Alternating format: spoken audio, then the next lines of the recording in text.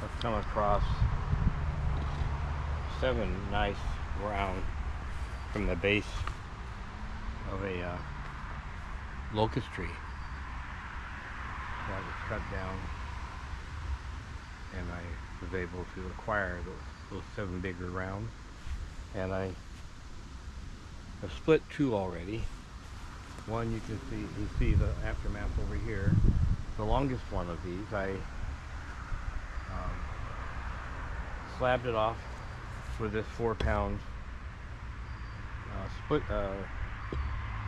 chopping axe, Casterman chopping axe, which slices slabs off this wood pretty well,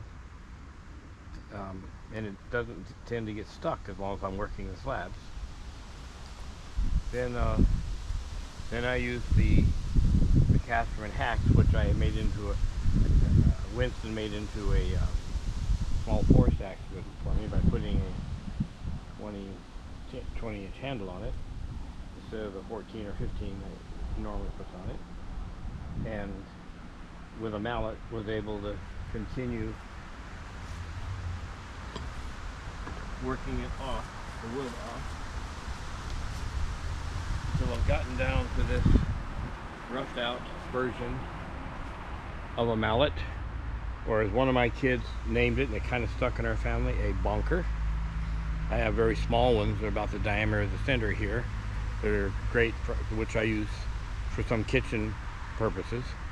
And then I have, I have some ones in between. This is the biggest one, and it's quite heavy and dense wood, this locust is. I think it's going to serve well. You see the center here? That center protrudes out like here. So when I got down to this portion, the wood just cleanly fell away from this. It's like it's a separate tree within the main tree.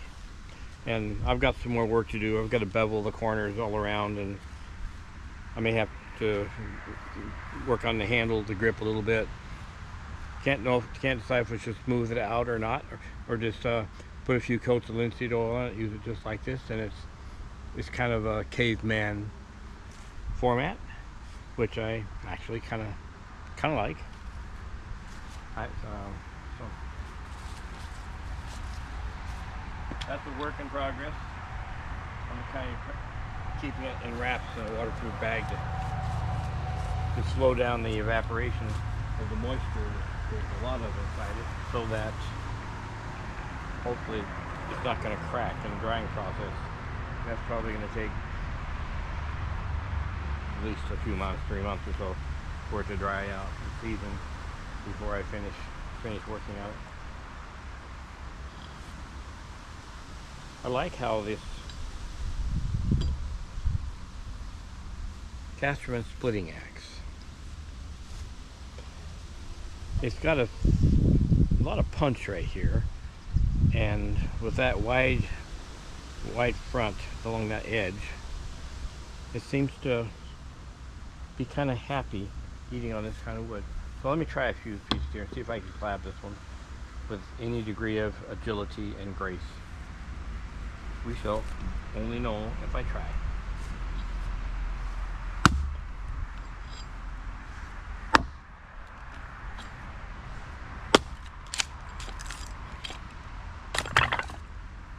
That was pretty good.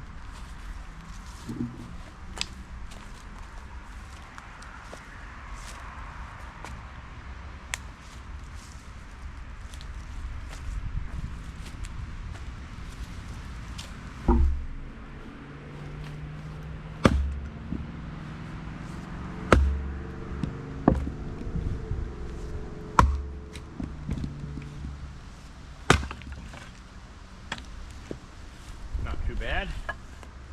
This wood is really pretty on the inside.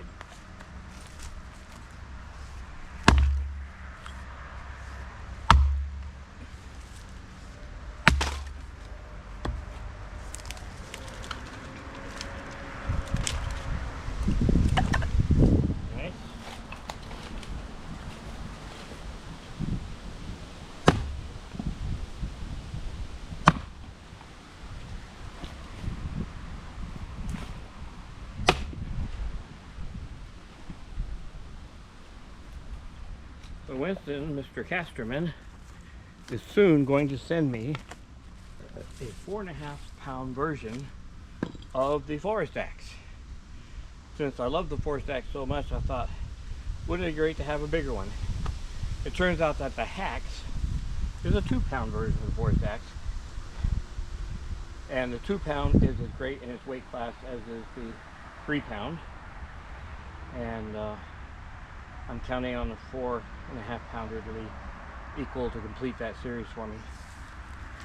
And he's also going to be sending me a 5-pound eventually splitting axe. This is the standard splitting version of the Timber Pilot, which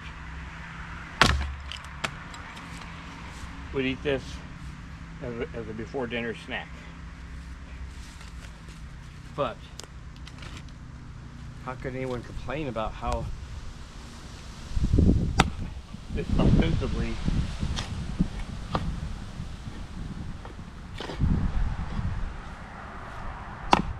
chopping axe is handling this wood?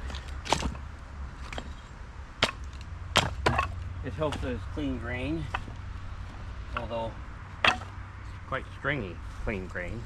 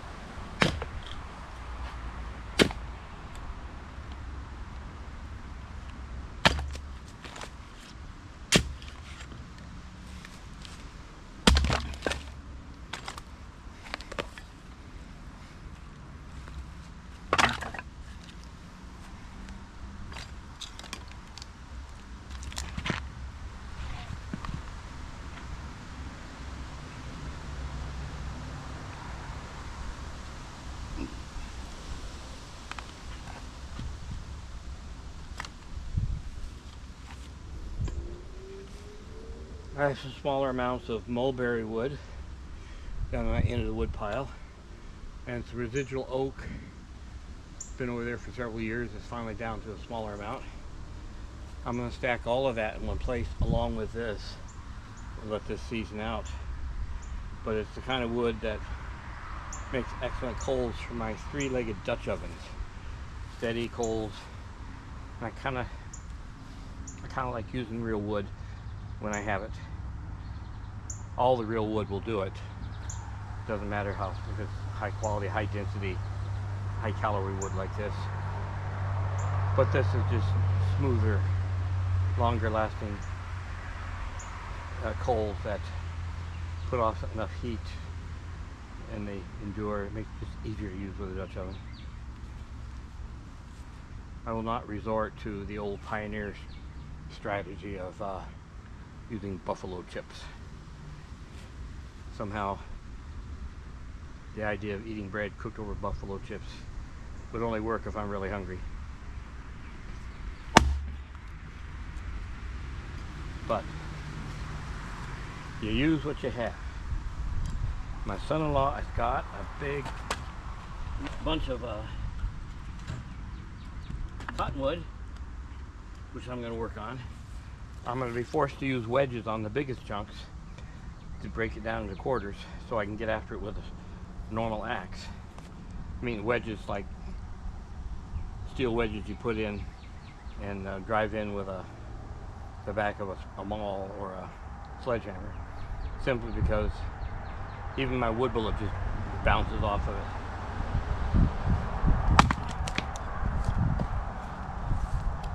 But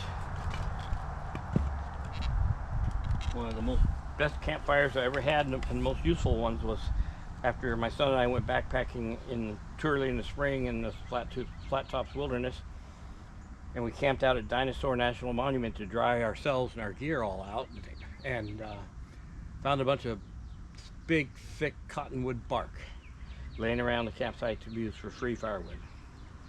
I gotta say, it worked. It was very good, and we're glad to have it.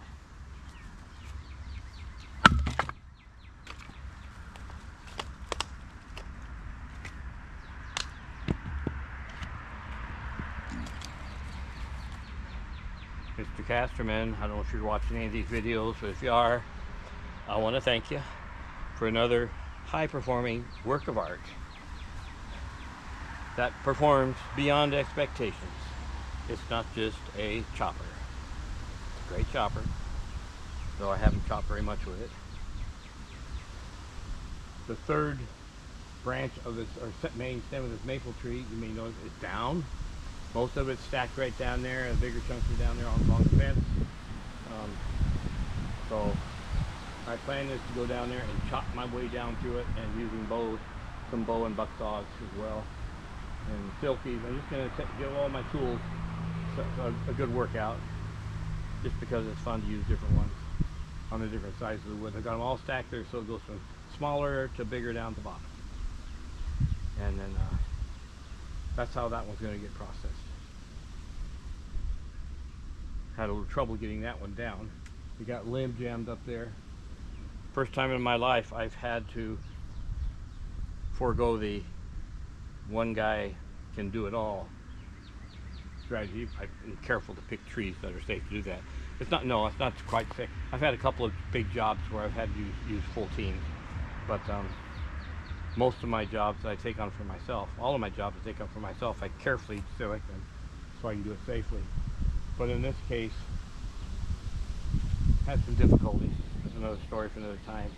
And within an hour, I had a really good guy, local landscaper, come over here, and his son came over, and they drove a tracked vehicle through my gate, right up there, had a bucket on it, lifted the bucket up there, and on the one that's on third one there, and very unceremoniously used my rigging ropes, which I had up in the tree, and I had two of them up there to control the fall, which didn't turn out to work like I had planned. But at any rate, I just used my rigging ropes and just lifted the chunks down. Took them 30 minutes. The hardest part was me admitting to myself that I wasn't going to get it done by myself without dropping it across the fence down and crushing all the stuff out there, so which didn't want to crush. That wouldn't have been very neighborly of me. So I'm grateful for that great crew that came over. In the last 20 minutes of the work, we were all out here together, putting stuff away. And we had one huge gully washer of a thunderstorm come in here, and everybody got soaking wet. And everybody was in good spirits, and we had fun. That was an easy job for them to wrap up their day with before the 4th of July holiday started. That is what a good axe does.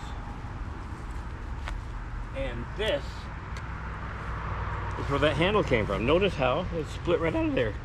Smooth. It's like it's two trees.